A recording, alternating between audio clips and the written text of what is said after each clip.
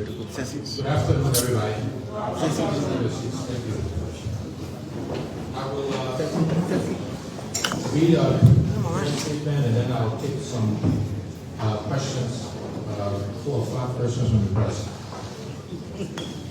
My fellow Liberians, as we celebrate the birth of our Lord Jesus Christ this year,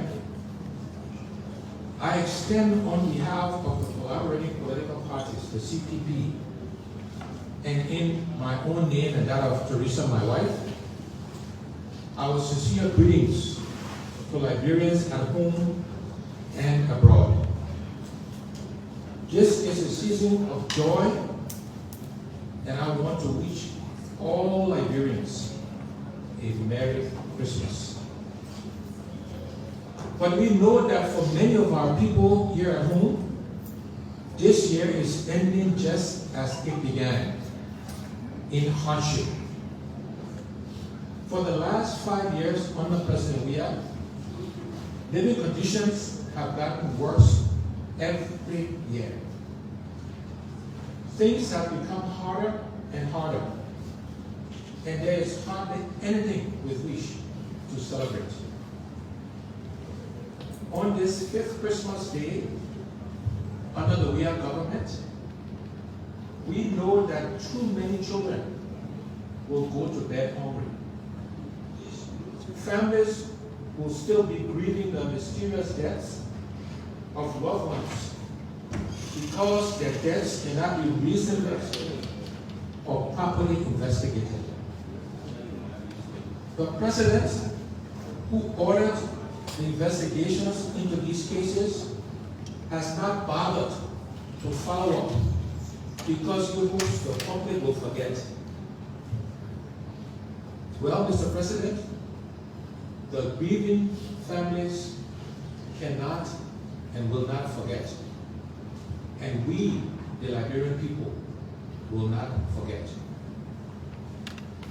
On this 5th Christmas Day under President Weah, our elderly citizens will be forced to beg because in their retirement, this government has abandoned them.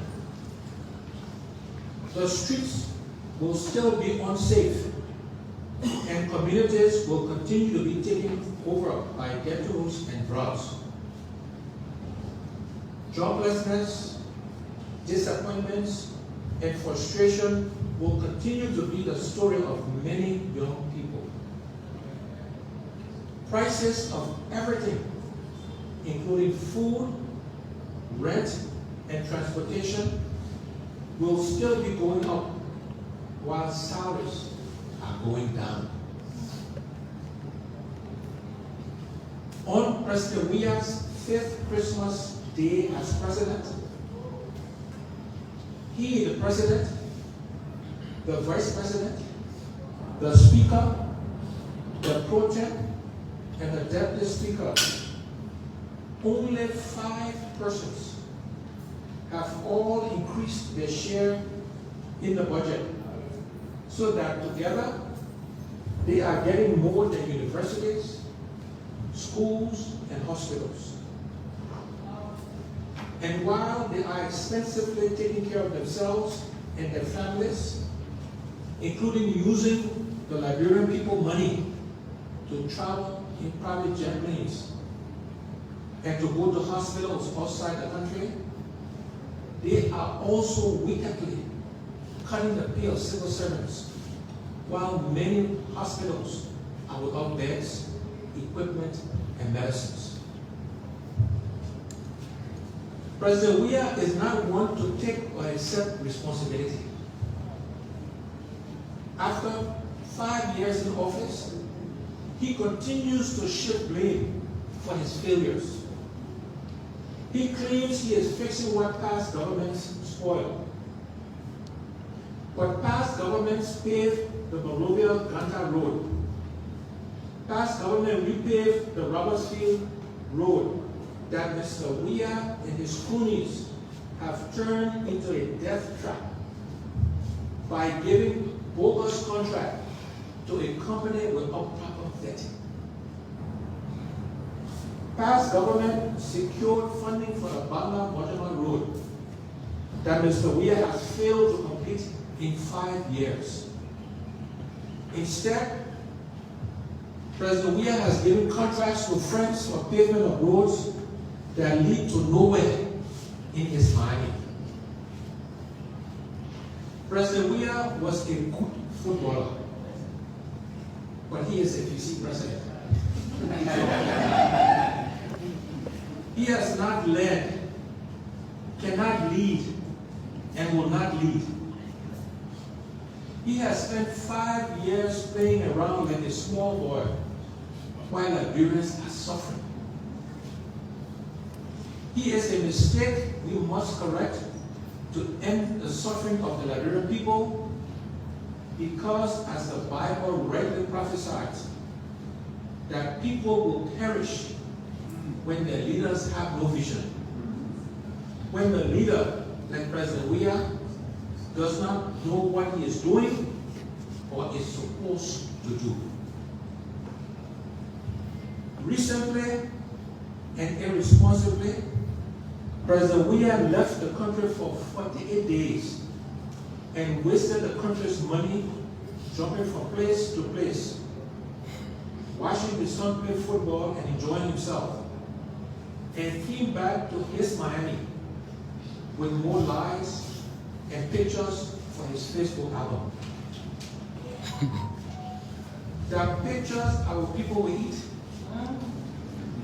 There are pictures will pay people's rent and hospital bills. There are pictures will pay children's school fees. There are pictures will create jobs.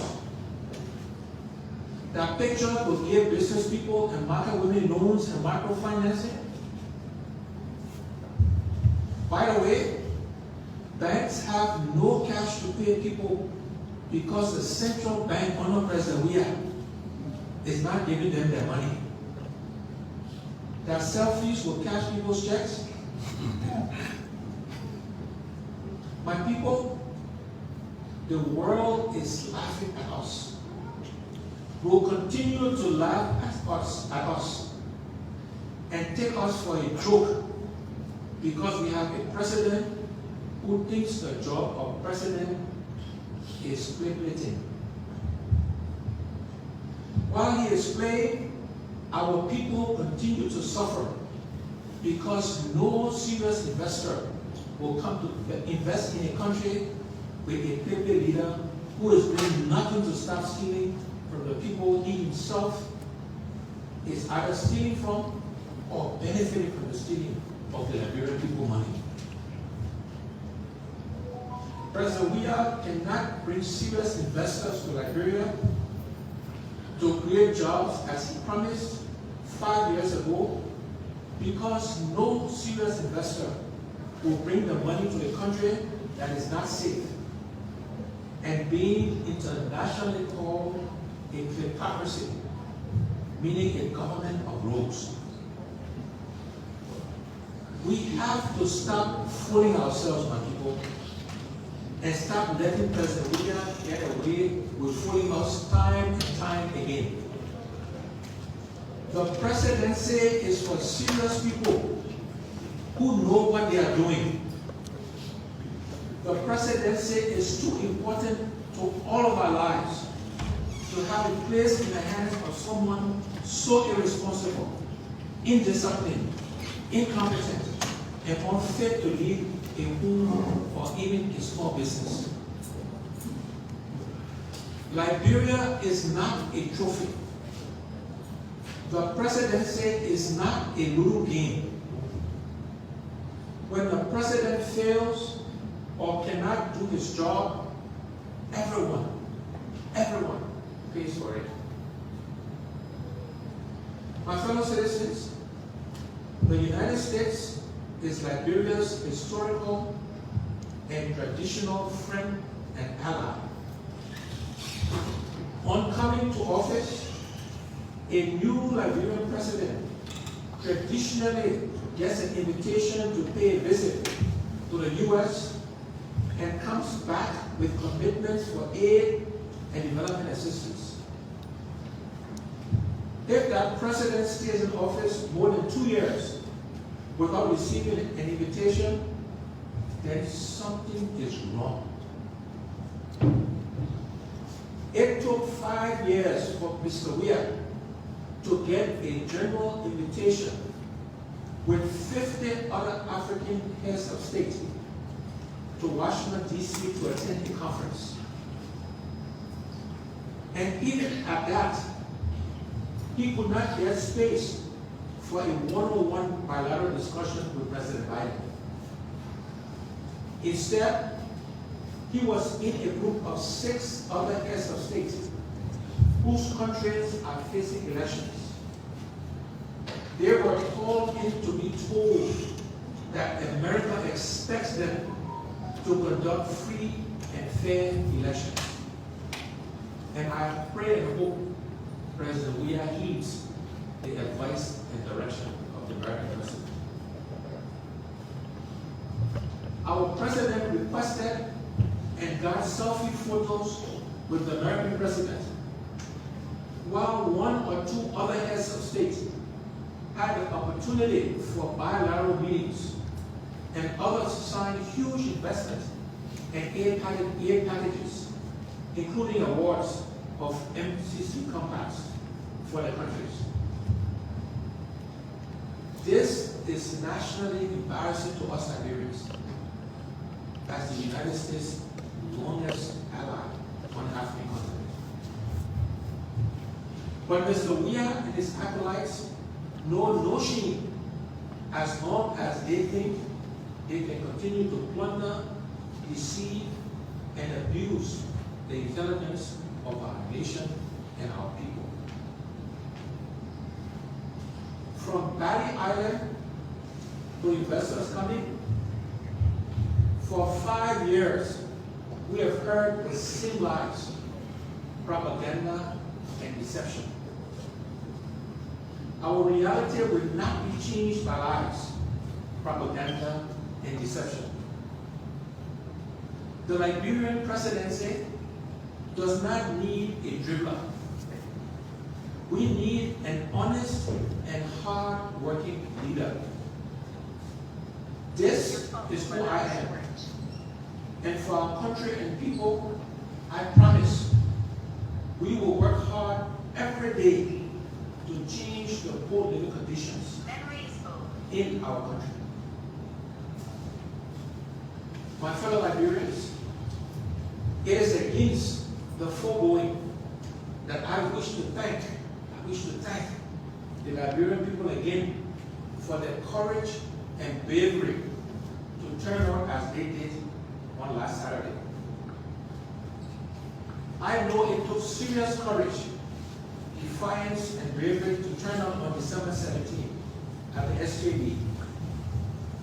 We thank you for the impressive show of support. The SKD was the place where President Weah made his false promise to change for hope. He did not want the Liberian people to remind him of his promise by going there. But we did. We went there because in 5 years, the only change President Weah has delivered is from hope to hopelessness, from stealing to more stealing, from suffering to more suffering. Liberians are tired of suffering. The old and the young, the educated and uneducated, Christians and Muslims, men and women, able and disabled, and rural and urban dwellers came together beyond party and tried to demand change. We cannot, must not continue to be the joke of the world. Liberians cannot continue to be strangers and beggars in their own country. Liberians cannot continue to be so poor in a country that is so rich. Leaders of our country cannot continue to be so corrupt and uncaring. Liberians cannot continue to live in fear, including to express their dissatisfaction and disappointments. We must all wake up to the conditions of our fellow citizens so that we work to fix the failings of our government. We must answer the patriotic call to end impunity and inequality. All Liberians, rich or poor, ordinary citizens or government officials, must be seen to be equal before the law. This is what the We Tire Suffering rallying call is also about. We Tire Suffering is a call to reclaim our destiny so that we are more responsible and more accountable to each other for the sustainable development of our country. Our country cannot continue to fly on autopilot, leaderless and rudderless. Ordinary Liberians cannot continue to be told to sacrifice while their leaders are wasteful, corrupt, indisciplined, and irresponsible. We Tire Suffering is a call to honorable public service and not self-service at the expense of the public. Those who think this is a call for a cup of rice today, you are wrong. We Tire Suffering is about long-term food security. We must eat today knowing we can feed ourselves and our families tomorrow. We Tire Suffering is not about cutting people's salaries. It is about increasing salaries and creating jobs that will pay living wages, educating and empowering our people, and providing them with the best healthcare system possible. We Tire Suffering is providing loans and microfinancing for Liberians to own and improve their businesses so that they are no longer spectators to their own economy. We Tire Suffering is an expression of hope. Hope that we will not continue to do the same thing that has caused us to suffer and expect that somehow we will stop suffering. Fellow Liberians at home and abroad, as we celebrate Christmas and end another year to begin a new and faithful election year, we must continue to believe that we can change our tears of suffering into tears of happiness. Hopelessness can become hopefulness. Privileges of partisanship will no longer undermine the rights of citizenship. We must believe that we cannot be so blessed by God only to be so cursed by our leaders. We must believe that we can change our country. We must believe that we can change our country. We can improve the living conditions of our people. We can make living in Liberia safe, better, and wonderful, so that our citizens do not have to think about living in search of greener pastures. Because we too can make Liberia greener and a greener pasture for all Liberians.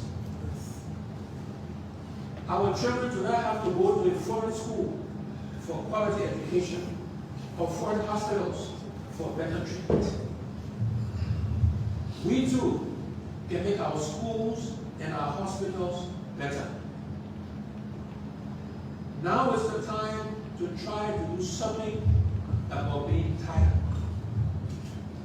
Now we must stand together and work together harder than we ever have to change our country. Now is not the time to go backwards, We cannot govern by nostalgia. The future is never to be formed in the past. We must move to build a new future so that our children and their children do not have to also be tired suffering. We must do this so that tomorrow we can be better for everyone. If not us, then who? If not now, then when? God bless you. May God continue to bless our country. And once again, Merry Christmas to all.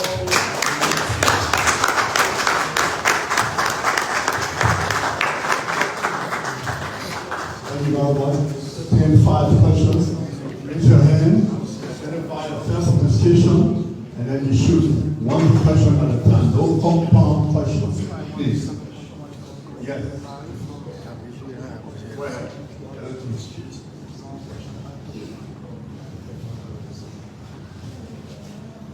Thank you. My name is David Manger, and I write for the Daily Observer newspaper. Mr. Cummings,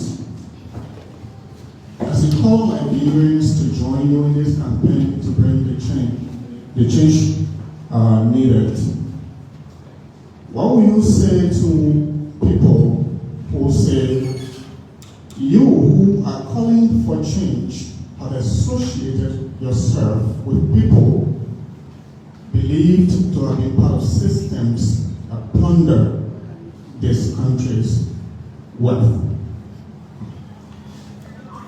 So, David, this is how I answer that question. We are running to be president of all Liberians. We are running to change the systems and processes in our country that has held Liberians backwards. Everyone who is supporting me knows and understands that. Everyone who is supporting me knows that the rules will apply to everybody. That the systems and processes we put in place will apply to everybody. You know, I often remind Liberians that us, the same Liberians, when you put us in different countries, let's take the United States because that's where most of us are who are not in Liberia. We don't follow the rules. We don't follow the process. We don't go to work on time. We don't go to meetings on time. We don't drink and drive. But somehow in our country, we think we can get away. Both Liberians here and Liberians who come back. I am saying to you, I am saying to Liberians, we will put processes and systems in place that everybody will follow. There's people who break the rules, who don't follow the process and systems, will be punished. There will be consequences. But in building this new Liberia, we want a big hut. We want a big tent. We want everybody in this journey. No matter your tribe, no matter your religion, no matter your political affiliation, seditionists, if you want to follow the rules, you will be part of the tent, you will be part of this country. But if you follow the rules, then you do what's right. And that's the change. That's the country we want to create. And everybody who's volunteering to follow me knows that, understands that, and they know that we will apply the law and the rules consistently to everybody. Next question. Yeah, Mr. Cummings, I'm Jackson Josh, and I report for Africa 24 Online TV. The President of the Republic of Liberia, President George Weah, recently said that he didn't spoil anything within the country. Matter of fact, those things that were spoiled are what he's trying to put in place or fix. I want to know, what's your position on this statement from the President? Yeah, look, if you listen to the remarks I just made, it will be clear that Mr. Weah and the people around him are delusional. I don't know where they see. This is why we call for the retarded suffering ragged, and this is why Liberians were overwhelmingly supported it. By everything you measure, unemployment is worse today than when Mr. Weah became president. The Liberian dollar is worth less today than when Mr. Weah became president. More Liberians are suffering today than when Mr. Weah became president. The list goes on and on and on. As I said in my remarks, the Monrovia Roberts Free Road was repaid by prior administration. See what they've done to it? Everywhere in the world where they repair roads, even in Liberia, repair a road in phases. They have tuned up the entire highway. That's just an example of the ineptitude and incompetence. Fact. So, by every measurable fact, and you guys are reporters, everywhere you measure it, our country is going backwards.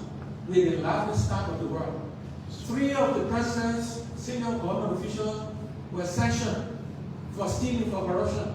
His chief of staff was in office. Fact. So, that people not stupid. It's only in President Miami that he thinks he faces it.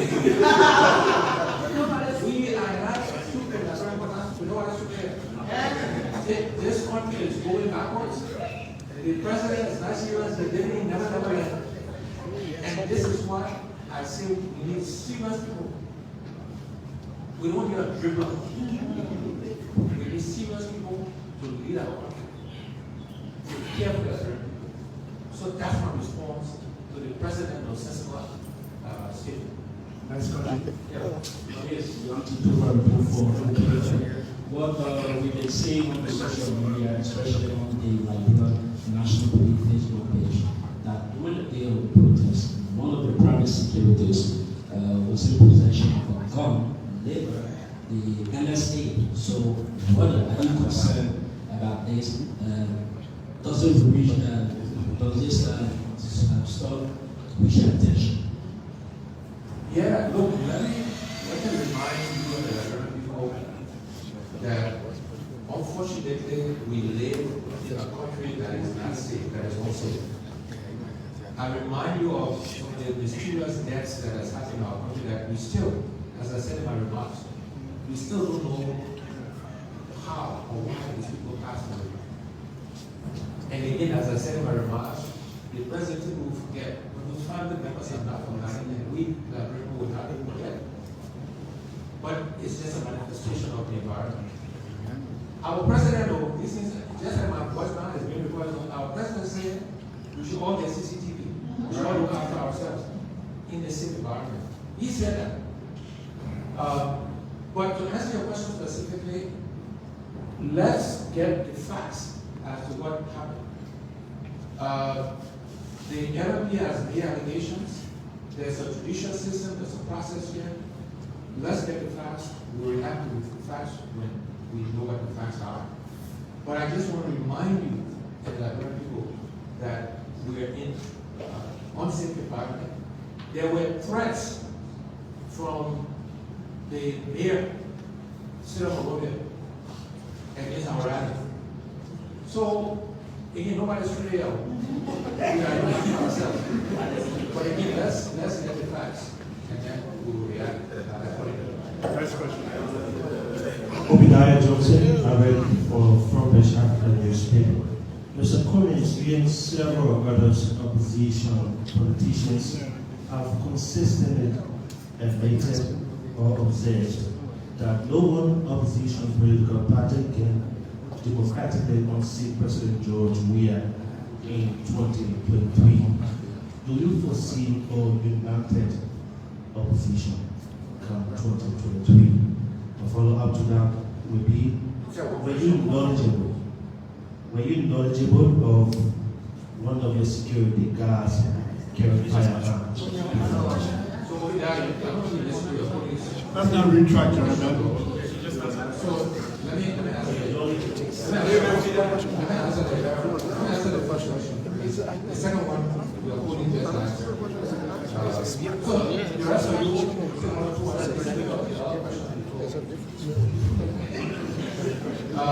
but Obadiah, I don't know. the premise of your question, your statement, is completely false. It may be your opinion, your point of view, or maybe it's your paper's point of view. There are no one person that will be President Weah. President Weah's performance alone will defeat him. So I don't understand, again, and I don't think that's the perception of Liberian people. And so when you make a declarative statement that we admitted or we said, I really disagree. Would it help for the opposition to consolidate? Of course it would help. And nobody's opposed to working together with opposition parties to defeat President Weah. So we're not opposed to that. It would be helpful for that to happen, but President Weah can be defeated whether we consolidate or not. We, though the CPP will be reaching out and are reaching out to other political institutions, to other individuals to come and join us. Because again, the more we are together, the better off we are. I'm not discounting that. But I believe the combination of President Weah's performance and the work we will do, we will be in a position to make him a one-term president. No doubt about that. We will do the work and we'll make him a one-term president. And if we can work with our opposition leaders, we will. We welcome that, but it's not a either or. Look, at the end of the day, Liberia will have three major choices. There will be other people in the lattice, but three major choices. And the way I'm feeling those choices, they can choose from the past, Liberians can choose from the past, the present, or the future. Those are the choices. And those are not many choices. And they're binary choices. So, again, long answer to your question, we welcome collaboration. We want to work together. We're reaching out, but President Weah can be defeated whether we consolidate or not. This is the fifth and last question. Good afternoon, Mr. Cummings. My name is Kelvin Demi. I report for Prime FM. Are you intending, according to information, you intend to have more of the entire rallies? The last time I checked, the CPP spent around 70,000 just for the Monrovia rally held on Saturday. If you intend to have more of these rallies, it means that you could be spending somewhere around close to $1 million. Why is the CPP interested in funding these rallies? The CPP has not made any declarative decision about how many rallies we have, whether we have rallies in every county or any of that stuff. But as you know, politics include having some rallies, people getting together to express their support for an individual or individuals or political party, political institution. So rallies will be a part of our campaign strategy. But it will only be one part of that campaign strategy, and it will not be a major part of the campaign strategy. Our campaign strategy will be focused on door-to-door grassroots mobilization. It will be focused on making sure we got the right messaging, the right communications infrastructure to tell our story, to tell the story of the ineptitude and incompetence of this government, to amplify the suffering of the Liberian people.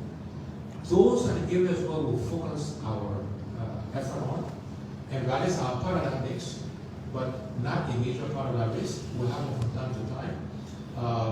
And yes, to have rallies, you gotta provide water for your people, food for the people that come out, transportation in some cases, and there's nothing wrong with doing that if you want people to come out and support, or even if they're coming on their own, and most of them come out voluntarily.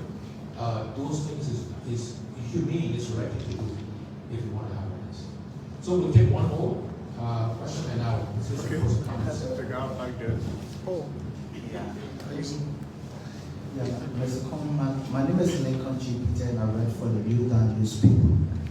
I have one question, and if I listen to you carefully, you talk about prior to the retired sovereign rally, there were issuing of threats. Most of them come from Major Jefferson Coaching. And you said prior to that there have been threat and statement from Mr. Kuchi. My question is, what you have said, it is in any way a justification to the actions of your private security being possession illegally of a firearm? Is that in any way a justification? So, maybe let me explain again.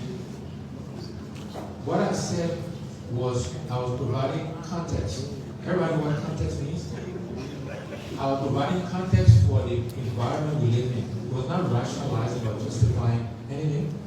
I also answered to the same question, said, let's get the facts.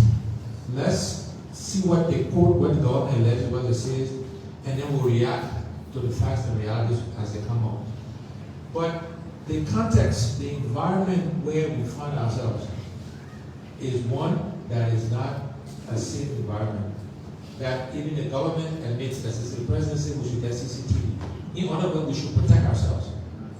And so we have a right to protect ourselves when the fundamental, one of the most basic duties of the government is to provide safety to its citizens, safety to its people.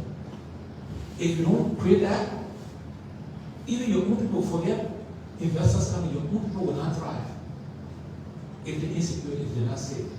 And that's the kind of environment we have today. But we'll get the facts and then we'll react appropriately, as I said. So let me thank you all for coming today. Most importantly, though, I want to say to the Liberian people, our people, I want to wish you a Merry Christmas.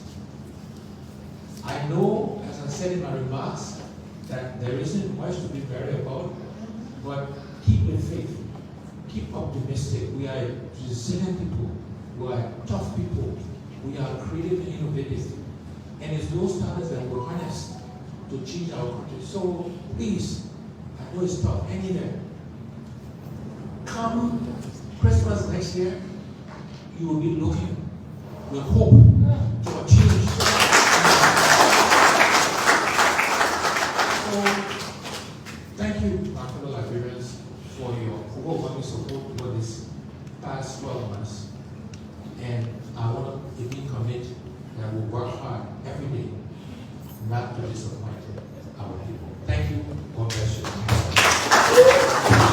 Thank you, Mr. President. And thank you, guys. Merry Christmas and Happy New Year. We have a copy of the statement. Okay. We have the hard copy, and we have the electronic copy. So if you want it, we share it with you.